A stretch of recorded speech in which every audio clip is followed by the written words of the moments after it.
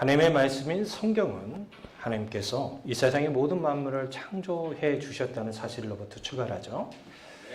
그리고 그분이 이 세상의 모든 만물을 창조하실 때 다른 어떤 것도 아니고 하나님의 말씀으로 창조하셨다는 사실 또한 우리에게 알려줍니다. 하나님께서 이 세상의 모든 만물을 며칠 동안? 6일 동안 창조하셨죠. 그리고 창조의 맨 마지막 작품이 누구죠? 사람입니다. 근데 여러분들 우리가 성경을 잘 보시면 하나님께서 창조인 피조물들 중에 특별하게 사람에게 독특한 은혜를 주시는데요. 그것은 무엇이냐면 사람을 만드실 때 그분의 형상대로 창조하셨다는 것이죠. 우리 기독교의 전통적인 해석은 형상이라는 단어가 어떤 모양이 닮았다라고 해석을 하지 않습니다. 하나님을 닮게 하는 어떤 인격, 또 어떤 이성, 이런 것을 가진 존재로 하나님이 창조하셨다고 하죠. 그래서 예수를 제대로 믿고 예수를 제대로 만나신 분들은 인격이 변해요.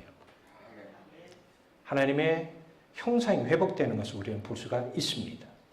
그리고 하나님께서는 사람을 창조하시고 난 다음에 복을 주시죠. 공중의 새를 창조하시고 난 다음에 복을 주셨다는 말이 나오지 않습니다. 그 복의 내용이 창세기 1장 28절부터 30절인데 우리 같이 한번 읽어볼까요? 하나님이 그들에게 복을 주시며 하나님이 그들에게 이르시되 생육하고 번성하여 땅에 충만하라.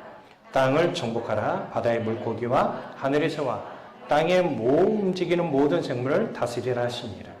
하나님이 이르시되 내가 온 지면에 씨 맺는 모든 채소와 씨 가진 열매 맺는 모든 나무를 너에게 주노니 너희의 먹을 거리가 되리라. 또 땅의 모든 짐승과 하늘의 모든 새와 생명이 있어 땅에 기는 모든 것에는 내가 모든 푸른 풀을 먹을 거리로 주노라 하시니 그대로 되니라. 아멘.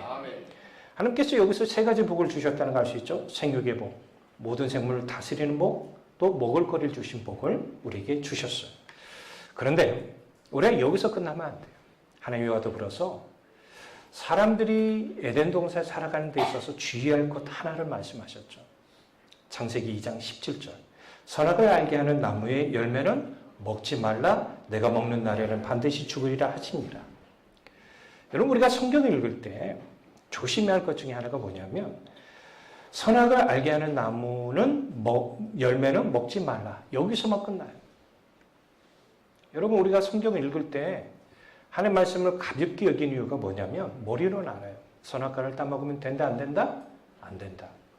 그런데 뒤에 반드시 죽으리라. 이거를 망각해요. 하나님께서 인류에게 최초로 주신 행위의 언약입니다.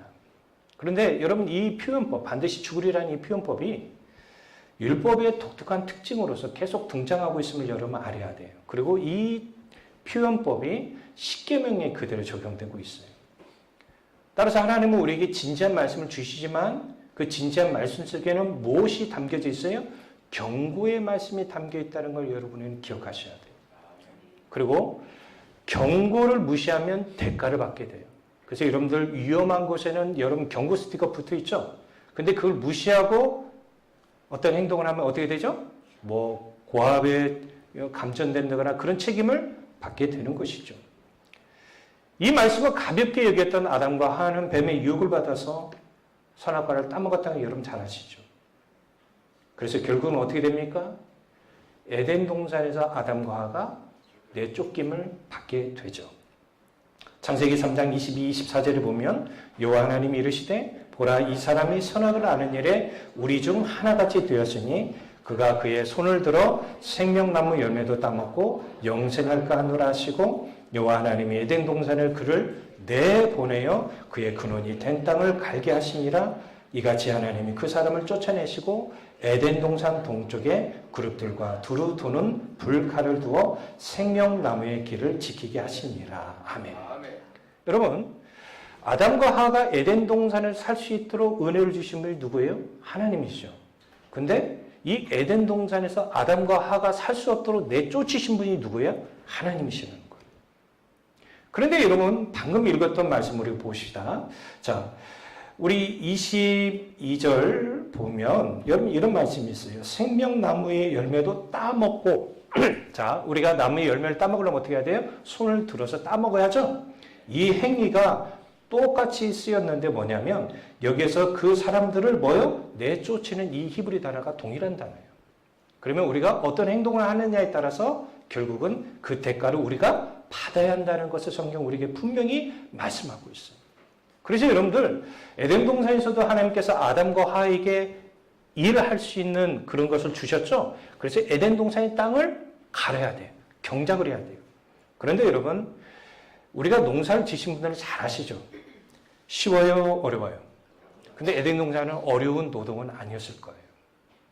해마다 농사를 지면 풍부한 여름 열매를 맺었을 겁니다. 그런데 이제는 그런 에덴 동산에 내쫓겨 땅으로 돌아가죠. 흙으로 돌아가는 그 흙을 갈아야 돼요. 그런데 하나님의 저주로 말미암아 평생 수고해야만 그 소산을 먹을 수 있게 됩니다. 그런데요, 우리가 농사 진 대로 결실을 맺나요? 그렇지 않아요. 지금 아프리카가 굉장히 심각한데요. 에티오피아에서 가뭄으로 전체 작물의 80%가 말라 죽었다고 그래요. 사진 한번 보세요. 옥수수 농사를 졌는데 생산물이 별로 없어요. 심각합니다. 에덴 동산이 있었다고 한다면 이런 일이 있어요? 없어요? 없지요. 근데 에덴 동산 쫓겨난 우리 인류의 세계는 이렇게 돼요. 더 안타까운 걸 보실까요? 아프리카 아이들이 영양 공급을 위해 이제는 벌레를 잡아야 돼요. 이게 흔해졌다고 그래요. 이처럼 우리 모두가 사는 이 세상은 완벽한 삶을 살 수가 없어요. 전기자동차의 대명사 메이커가 바로 테슬라 아닙니까? 테슬라의 CEO 일론 머스크. 여러분, 우리가 자동차만 만드는 회사의 CEO가 아니라 스페이스 X의 CEO이기도 합니다. 이 회사는 지난주에 인류 공학사에 획이 그을 만한 사건이 일어났죠. 우주선인 스페이스 X 추진체가 발사대로 무사히 귀환시킨 일에 성공했어요. 여러분 보통 보면 발사체 딱 하면 여러분 하늘에서 공중에서 분리가 되잖아요. 그러면은 이 발사체가 어디로 떨어지죠? 바다로 떨어진다거나 막 그렇게 되잖아요. 근데 발사한 그 장소에 그대로 왔어요. 여러분 이게 왜 여러분 공학사에 획을 그었냐면 빠르면 30분 만에 재발사할 수 있대요. 그러니까 비용적으로도 획기적으로 많이 절감할 수 있겠죠. 그런데 왜 여러분 일론 머스크가 이 스타쉽 추진체를 개발해 온 줄 아십니까? 화성을 개척해 인류가 이주해서 살 수 있게 만들기 위함이라고 그래요. 그런데 여러분들 화성에서 인류가 지금 뭐 기후가 여러분 심각하고 그렇다고 해서 화성에 산다고 해서 우리가 완벽한 삶을 살 수가 있나요? 또 다른 문제가 발생할 겁니다. 그러니까 우리는 완벽한 삶을 산다는 것은 불가능하고 우리는 어떤가요?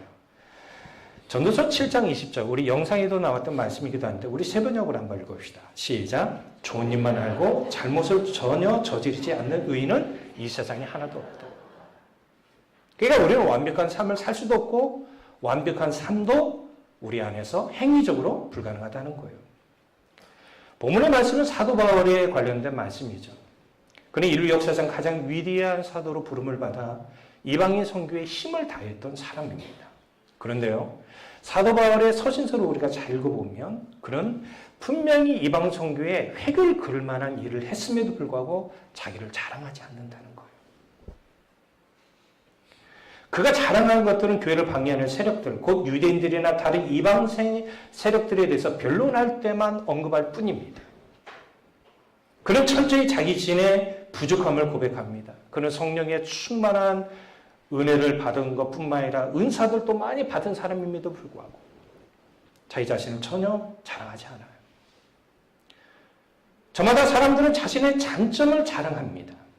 뭔가 대단한 일을 했으면 그것을 통해 인정을 받으려고 합니다.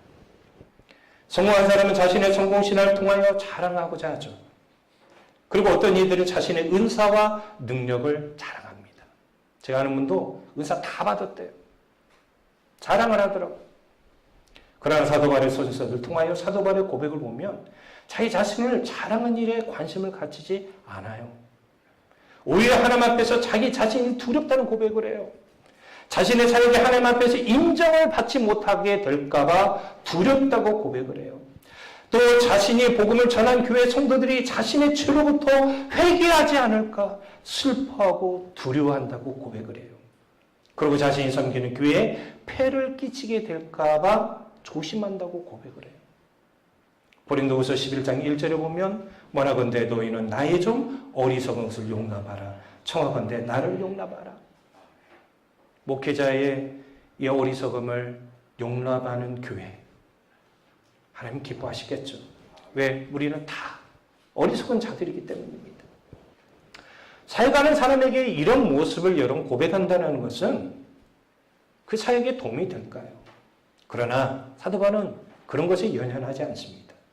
고린도후서 12장 5절 볼까요? 나를 위하여는 약한 것들 외에 자랑하지 아니하리라. 그리고 고린도후서 12장 10절도 한번 우리 같이 읽어봅시다. 시작. 내가 그리스도를 위하여 약한 것들과 능력과 궁핍과 박해와 곤고를 기뻐하노라. 제가 신앙생활하면서 예수 그리스도를 위하여 약한 것들과 능력과 궁핍과 박해와 공고를 기뻐한다라고 얘기하고 적극적으로 이 고난에 동참하신 분들 그렇게 많이 보지 못했습니다. 대부분의 사람들은 뭐죠? 다 쉬운 길, 편안한 길로만 가려고 합니다. 요즘 세대가 더 그런 것 같습니다. 편안하게 예배를 드리려고 그래요. 그런데요, 그는 고린도전서 이런 고백을 해요. 고린도전서 4장 10절부터 13절. 우리 세 번역을 한번 읽어볼까요? 우리는 그리스도 때문에 어리석은 사람이 되었지만 여러분은 그리스도 안에서 지혜 있는 사람이 되었습니다. 우리는 약하나 여러분은 강합니다. 여러분 영광을 누리고 있으나 우리는 천대를 받고 있습니다. 우리는 바로 이 시각까지도 줄이고 목마르고 헐벗고 얻어맞고 정처 없이 돌아다닙니다. 우리는 우리의 손으로 일을 하면서 고된 노동을 합니다. 우리는 욕을 먹으면 도리어 축복하여 주고 박해를 받으면 참고 비방을 받으면 좋은 말로 응답합니다.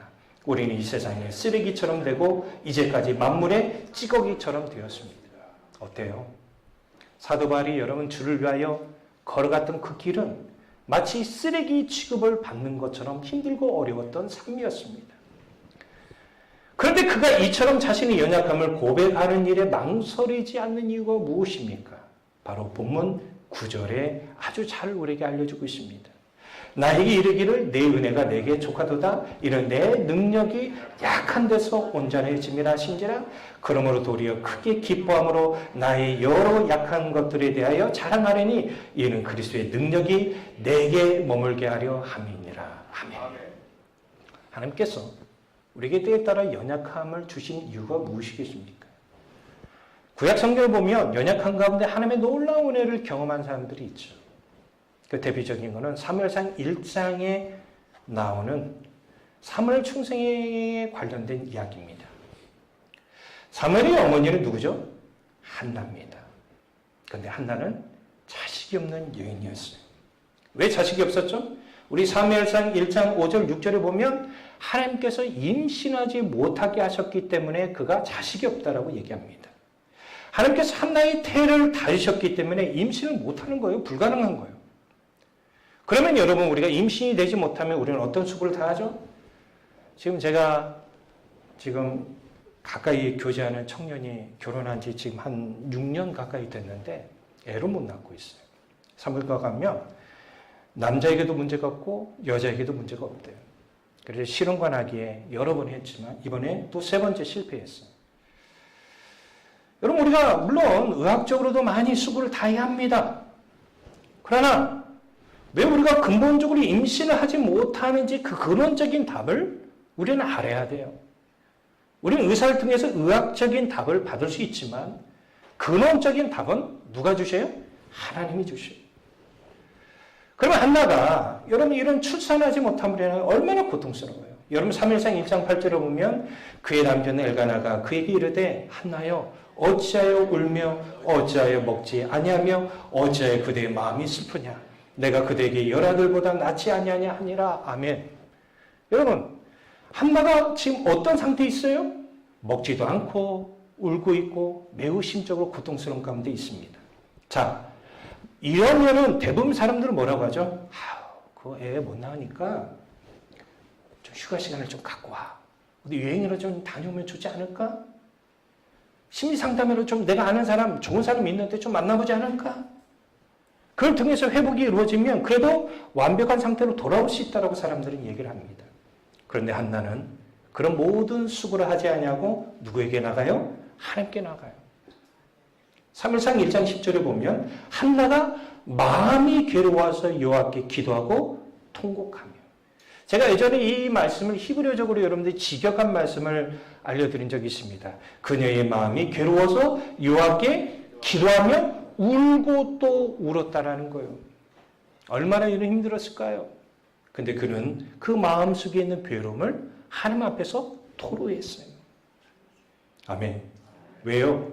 지금 현재 이 문제를 자기가 해결할 수 없어요. 그러니까 인간적으로 봤을 때는 불완전한 모습을 취한 거예요.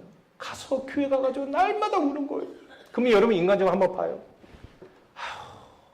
얼마나 초라해요. 여러분 교회 와서 날마다 울면서 하나님 앞에 기도하는 사람의 모습이 화장을 잘할까요? 옷을 잘 꾸며 입을까요?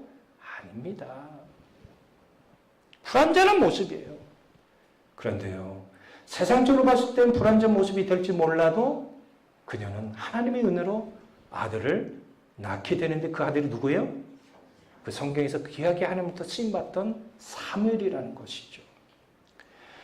우리 사무엘서 얘기를 또 하나 더 해볼까요? 사무엘상 17장에 가면 우리가 너무나 잘 아는 이야기가 나옵니다. 우리 중학교 때 이야기가 단골 이야기입니다. 다윗과 골리앗 이야기입니다. 사실 국방력을 놓고 본다면 이 싸움은 이스라엘의 승리가 아니라 블레셋의 승리가 명백합니다. 더욱이 이스라엘 군사들을 두렵게 만드는 장수는 누구예요? 블레셋 장수인 골리앗입니다.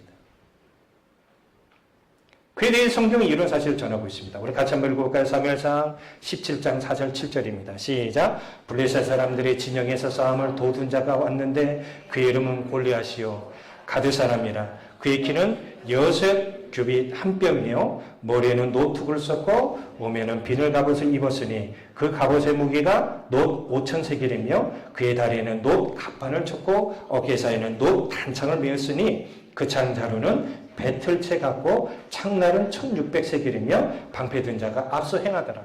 뭔 소리인지 모르겠죠. 그래서 제가 그림으로 한번 만들어 봤습니다. 예. 자, 골리앗이 키가 약 3m입니다.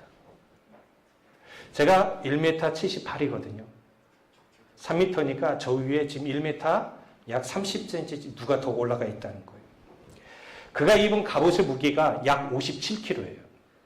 그래서 제가 뭐 여러분들이 여기 몸무게 57kg 들어보라고 손 들진 않겠지만 예배 끝나고 한 57kg로 보이는 분 한번 들어보세요.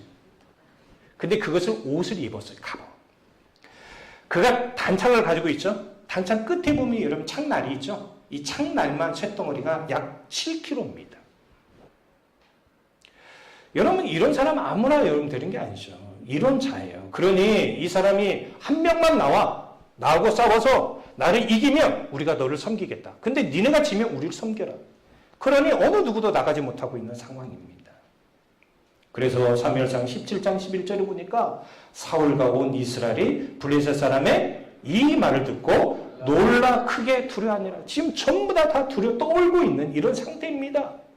그때 갑자기 성경이 어떤 이야기로 나갑니까?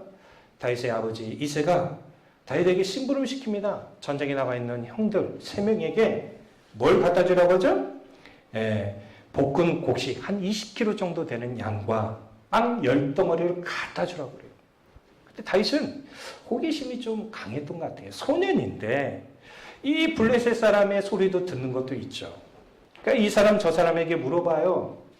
아니 도대체 할례받지 않은 블레셋 사람이 누구기에 살아계신 하나님을 모욕합니까? 그리고 이 싸움에서 이기면 사울왕이 어떻게 대우해 줍니까? 이거 물어봐요. 근데 이 이야기를 누가 듣게 되죠? 그의 형이 듣게 되죠. 그러면서 그 형이 뭐라고 합니까? 너는 교만한 놈이야. 너 여기 지금 전쟁 구경하러 왔지? 빨리 아파트 가. 오히려 책망을 합니다. 그러나 다윗은 뭐예요? 그 형을 피해서 또 사람들에게 물어봐요. 결국은 이 이야기가 누구에게 들어가죠? 사울에게 들어가게 되고 사울은 다윗을 호출하게 되죠. 여러분 사실 우리가 이 그림 하나만 더 볼게요. 다윗과 골리앗 그림. 야, 이 싸움은 누가 이길까요? 예? 우리가 좀 남자들만이 하는 이야기가 있거든요. 짠챙이. 짠챙이랑 여러분 싸우면 누가 이기겠어요? 저하고 예배 끝나고 하은이하고 싸우면 누가 이기겠어요? 하은이 그 애가 저 못 이기죠. 그런데요, 여러분 어떤 고백을 하는지 여러분 봅시다. 다윗이 이 골리앗의 싸움에 굽히지 않아요. 사울에게 이런 얘기합니다. 자, 사무엘상 17장 37절 세 번역을 봅시다. 시작. 사자의 발톱이나 곰의 발톱에서 저를 살려주신 주님께서 저 블레셋 사람의 손에서도 틀림없이 저를 살려주실 것입니다. 그제서야 사울이 다윗에게 허락하였다. 그렇다면 나가도 좋다. 주님께서 너와 함께 계시길 바란다. 그런데 여러분 이런 다윗의 모습이 얼마나 불쌍해요. 아마 사울이 생각해서는 그럴 거예요. 너 이제 나 볼 일 없겠다. 자기가 가지고 있었던 갑옷과 투구를 여러분 써주잖아요. 근데 다윗이 한 번도 여러분들 뭐 전쟁에 연습을 해본 적도 없고 입어본 적도 없어요. 사이즈도 크겠죠. 불편하니까 다 벗어놓습니다. 아무런 보호 장비를 가지지 않은 채 양을 칠 때 사용하는 지팡이를 가지고 시냇가에 가서 돌 5개를 고릅니다. 그리고 자신이 사용했던 새총과 유사한 거죠. 무림매를 가지고 나아가죠. 그러면서 여러분들 뭐라고 얘기합니까? 자, 사무엘상 17장 45절입니다. 시작. 너는 칼을 차고 창을 메고 투창을 들고 나에게로 나왔으나 나는 내가 모욕하는 이스라엘 군대의 하나님 곧 만군의 주님의 이름을 의지하고 너에게로 나왔다. 여러분 이런 광경으로 나가는 다윗의 모습을 보면 사람들이 뭐라고 할까요? 큰일 났네. 쟤 죽을 텐데. 인간의 눈으로 봤을 때는 불완전한 모습이에요. 그런데 그 불완전한 모습 속에 누구의 능력이? 하나님의 능력이 그를 붙잡아 주신 거예요. 여러분들 오해하지 마시고 들으세요. 임 목사가 하나님의 특별한 은혜를 경험하신 분 한두 명을 받겠습니까? 근데요, 그분들의 공통점은 뭐냐면 불완전한 모습을 취하는 거예요. 하나님, 저는 할 수 없습니다. 하나님만이 하실 수 있습니다. 우리 모든 삶은 너무 완벽한 삶을 하려고 합니다. 제가 저번에 집사님 그 미술 전시회 갔다가 그림들 보니까 완벽한 작품만 걸려있는 것 같더라고요. 한 작가한테 물어봤잖아요. 이거 얼마나 걸렸는데? 3개월 걸렸대, 3개월. 얼마나 완벽하게 그림을 그리고 찢고 그리고 찢고 그리고 찢고 완벽한 것만 갖다 놨겠습니까? 제 아는 지인이 요즘 몸이 좋지 않아요. 근데 이분이 귀가 얇아요. 뭐가 좋다 하면 강원도 가고 뭐가 좋다 하면 부산 가고 온 에너지를 다 해서 시간을 다 보냅니다. 물질에 어려움이 있는 사람은 주 안에서 물질의 공급의 은혜를 경험하기보다도 세상적인 수단과 방법을 더 의지해서 물질을 채우려고 합니다. 근데 물질은 채워진지 모르겠지만 영원히 파괴되고 있어요. 제가 지금까지 잊히지 않은 집사님 계신다고 했죠? 폐업 감사의 예물. 하나님 앞에 올려드린 장 제가 처음 봤어요. 그 외에도 우리 모두가 완벽하게 어떤 문제를 해결하려고 추구하는 삶을 살아갑니다. 그러나 그러한 수고가 있다고 해도 성경에서는 우리 모두가 어떤 자세를 취한지에 대해서 잘 알려주는 말씀이 있습니다. 시편 127편 1절이죠. 여호와께서 집을 세우지 아니하시면 세우는 자의 수고가 헛되며 여호와께서 성을 지키지 아니하시면 파수꾼의 깨어 있음이 헛되도다. 여러분 아무리 우리가 인간적으로 수고해도 사람들이 옆에서 도와주고 환경이 개선되고 뭐 점점점 자기 몸이 호전되고 그럴지 몰라도 하나님이 붙잡아 주시지 않냐면 어느 수고도 결국은 헛될 수밖에 없다라는 것이죠. 시편 127편은 우리에게 무엇을 얘기하냐면 우리 자신뿐만 아니라 우리 가정이 하나님의 주권하심을 확실히 인정해야 한다는 거예요. 우리 모두가 인생 가운데 경험하는 중요한 사실은 뭡니까? 우리가 할 수 없는 일들이 너무 많다는 거예요. 왜 하나님께서 우리 모두가 인생 가운데 만나는 문제들을 때에 따라 가만히 두십니까? 가만둘 때 많아요. 어느 때는 금식기도 했음에도 불구하고 하나님의 응답이 더뎌 올 때도 있습니다. 그런데 시편 66편 10절에 시편 기자는 우리에게 이런 사실을 알려주고 있어요.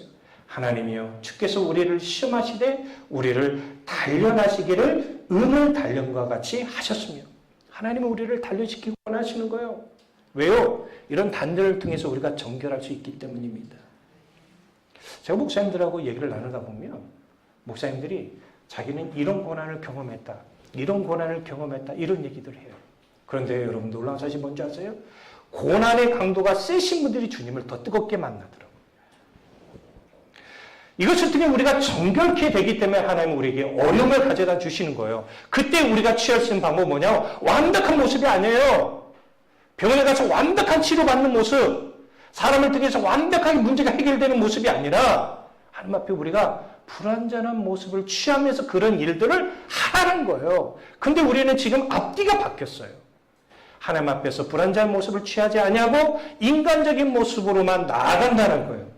근데 결국은 그것이 하나님이 함께 하시는 은혜를 경험할 수가 없다는 것이죠. 1965년에 영국에서 태어났죠. 우리나라에도 오셨었어요. 앨리슨 래퍼라는 사람이 있습니다. 구족화가. 제가 이 구족에 대해서 관심을 갖게 된 게 뭐냐면, 제가 이 교회에 오니까 먼저 저의 전임 설교하셨던 목사님이 아마 선교하셨는지 모르겠지만 구족화가가 뭐 엽서 같은 거 만들면 꼭 보내주시더라고요. 지금도 오시더라고요. 이분이 생후 6주 만에 부모님이 기르는 것을 포기하고 보호실에 맡겨졌습니다. 팔과 다리가 없어 자라야 하니 어린 시절도 사춘기와 청소년 시절을 지내면서 얼마나 우울한 시기를 보냈겠습니까? 결혼을 했습니다. 그런데 남편을 잘못 만나가지고 이 남편이 날마다 구타하는 거예요. 그리고 아이를 가졌는데 번번이 유산해요. 주변 사람들은 너는 선천적인 장애가 있기 때문에 임신해도 아이가 문제가 있으니까 너 임신하려고 하지 마. 근데 이분은 세게 듣지 않았다고 그래요. 왜요? 하나님은 어떻게 해서라도 기적을 일으켜 세워주실 거야. 아멘 할 줄 알았습니다. 아멘 할 줄 알았습니다. 그리고 그녀는 입에 이대로 살 수는 없지. 붓을 물고 그림을 그리고 발로 그림을 그리는 구족화가가 되었어. 많은 사람들에게 선한 영향을 끼치며 살아가고 있고 하나님으로 예쁜 자녀도 얻게 됐습니다. 그러니까 이런 고백을 해요. 하나님은 우리에게 감당할 만큼의 고통을 주십니다. 큰 고통을 주는 것은 크게 쓰이기 위해서입니다. 아까 제가 말씀드렸죠? 크게 고난을 경험했던 목사님들이 크게 주님을 경험하더라. 저는 부족한 장애를 갖고 태어났지만 긍정의 힘과 강인한 의지로 저의 장애를 극복했습니다. 긍정적인 생각과 습관이 저희 인생을 바꾸어 놓았습니다. 나에게 무엇인가를 할 수 없다고 말할 때마다 더 열심히 노력을 했습니다. 저의 부족한 1%의 의지가 99%의 도전을 가능케 했고 마침내 세상을 움직이는 동력이 되었습니다. 그래서 장애가 있는 지금이 오히려 행복하고 감사합니다. 어려운 상황은 언젠가 끝나며 앞으로 나가다 보면 꿈도 이룹니다. 고통도 축복입니다. 극복할 수 없는 장애는 없습니다. 장애는 마음속에 있는 것일 뿐 마음의 장애를 이겨내고 새로운 것에 도전한다면 많은 것을 이룰 수 있습니다. 아멘. 도전되지 않아요? 전 참 도전이 되더라고요. 분명히 팔도 없어요. 몸도 왜소해요. 여러분 우리같이 막 키가 큰 것도 아니에요. 그럼에도 불구하고 그는 믿음 안에서 자신의 불완전한 것을 인정하고 주님을 의지하니까 하나님께서 특별한 은혜를 주셔서 살 길이 열려진 거예요. 우리가 할 수 없는 일을 하나님께서 능히 하십니다. 문제는 우리가 하려고 하니까 그래요. 우리가 하나님보다 다른 것을 의지하기 때문입니다. 말은 하나님을 의지합니다라고 얘기를 하지만 아니에요. 삶의 자세를 보면 안 그래요. 아이들이 공부 안 하는 애들은 10분만 해도 공부를 엄청 많이 했다고 합니다. 근데 공부 잘하는 친구들은 10시간 했음에도 불구하고 공부량이 부족하다고 그래요. 우리 모두는 연약하고 불편한 이 불완전한 모습들이 참 많습니다. 그러니까 하나님 앞에서 우리는 그분을 전적으로 의지해야 돼요. 그러면요 그리스도의 능력이 우리 안에 임합니다. 그럼 우리 연약함에서 일어서 우리는 하나님의 놀라운 일들을 경험하게 되는 것입니다. 이런 은혜가 여러분 삶 가운데 함께 하시길 주 예수 그리스도의 이름으로 축복합니다.